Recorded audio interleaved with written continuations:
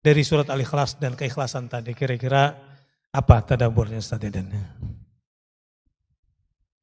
Jika ditanya apa itu ikhlas, maka jawabannya tak lain adalah surah Al-Ikhlas itu sendiri. Saya melihat sosok ikhlas dari satu persatu sahabat Rasulullah SAW. Dalam kisah yang populer, misalnya Ibnu Katsir menulis dalam Al-Bidayah wan Nihayah tentang wabah Amawas. Yang terkena wabah saat itu bukan sahabat biasa. Kibarus sahabat. Panglimanya lagi ya? Panglimanya Aminu al-Ummah Abu Ubaidah ibnul Jarrah. Mereka adalah contoh-contoh mukhlisin. Bagaimana mereka dengan ikhlasnya, dan tentu ikhlas itu merupakan perwujudan dari pemahaman mereka terhadap surah Al-Ikhlas yang luar biasa. Yang saya amati dari kisah wabah Amawas atau disebut Ta'un wabahnya. Ini kejadian di Syam ya? Di Syam itu tahun 17 Hijriah, waktu riwayatin 18 Hijriah. Iya. Abu Ubaidah ibnul Jarrah menganggap wabah yang menimpa itu sebagai rahmatun bikum. Jadi kita nggak boleh bilang kalau ada yang di akhir zaman ini kena wabah berarti dia maksiat tuh ya? Nggak boleh ya? Nggak boleh bilang begitu. Nggak boleh yang seuzon ya? Rahmatun bikum. Bahkan para ulama menganalisa di antaranya dalam wabah yang sebegitu gentingnya tak satu kali pun dibacakan kunut nazilah. Jadi tidak pernah dibacakan kunut nazilah saat wabah terjadi? Saat wabah terjadi. Baik yang di Madinah sebelumnya maupun yang di Syam? Yang di Syam. Para ulama kemudian melihat fenomena wabah di Syam itu, justru Abu Ubaidah ibnul Jarrah karena melihat itu rahmat tidak layak untuk meminta diangkat. Masya Allah. Jadi wabah dianggap sebagai rahmat. Sebagai rahmat. Begini, ketika seseorang dicubit, mungkin sakit, tetapi setelah tahu ternyata yang nyubit itu orang yang kita kasihi, sesakit apapun kita akan tersenyum. Wabah itu luar biasa, mematikan, tetapi setelah tahu bahwa itu adalah wujud kasih sayang dari Allah, bagaimana bisa ditolak? Tidak ada rasa takut sama sekali di situ.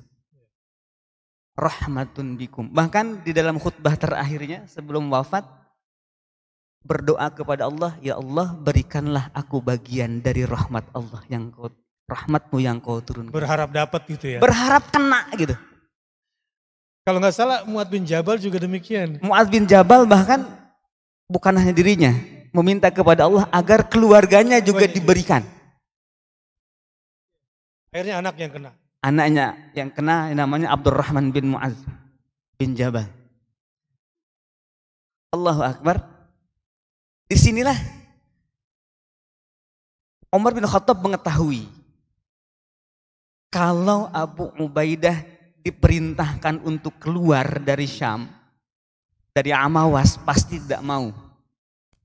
Kalau disuruh keluar nggak mau. Nggak bakal mau. Makanya suratnya itu bunyinya begini. Kurang lebih begini terjemahannya.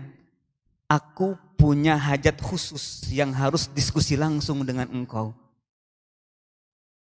Maka jangan kau biarkan surat ini kau baca sebelum kau letakkan kecuali engkau telah menghadap kepadaku.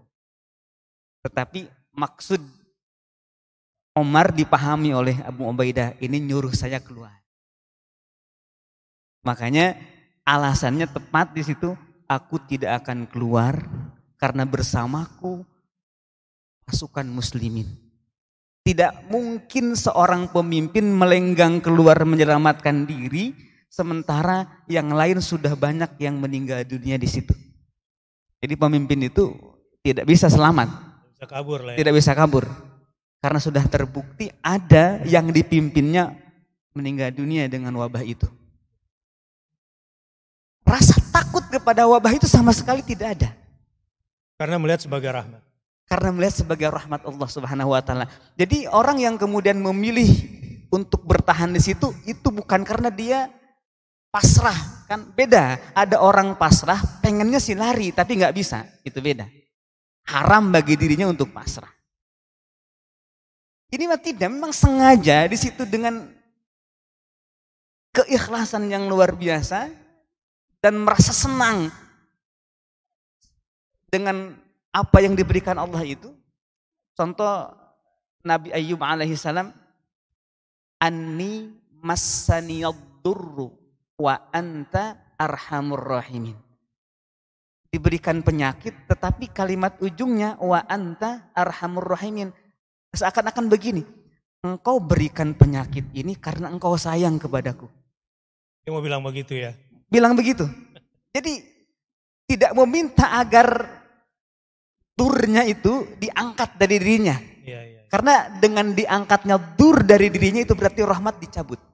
Jadi tidak meminta kenyamanan dari penyakit ya malah. Iya. Masya Allah. Sebaliknya ada sahabat yang lain yaitu Amr bin As.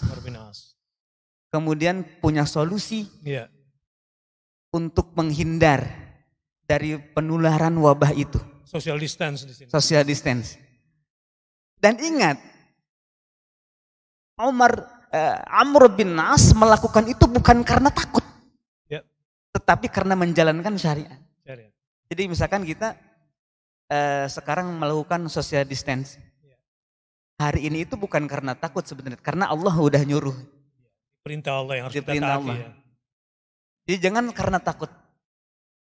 Kemudian yang pasrah pun juga bukan karena menyerah, tetapi karena ini kenikmatan dari Allah. Tentu level iman Abu Ubaidah itu sulit ditemukan hari ini. Ya gimana, saya nggak bisa ngebayangin seperti apa gitu ya. Tawakalnya juga begitu kuat. Tawakalnya begitu kuat, bagaimana penderitaan ketika sampai kepada dirinya itu jadi kenikmatan, lezat gitu dengan kenikmatan. Itu ikhlas itu mengubah wabah menjadi nikmat. Nah ini dia, ini poinnya di sini. Jadi kalau tadi misalnya Yunus dan Yusuf alaihimassalam dengan keikhlasannya merubah situasi yang tadinya tidak nyaman malah menjadi sangat nyaman ya bersama Allah. Dalam kasusnya Abu Ubaidah al-Jarrah, Mu'adz bin Jabal, bahkan juga yang terjadi sama Amr bin As. Jadi merubah situasi pandemi itu menjadi sebuah ruang nikmat tersendiri gitu. Ruang rahmat. Ruang rahmat.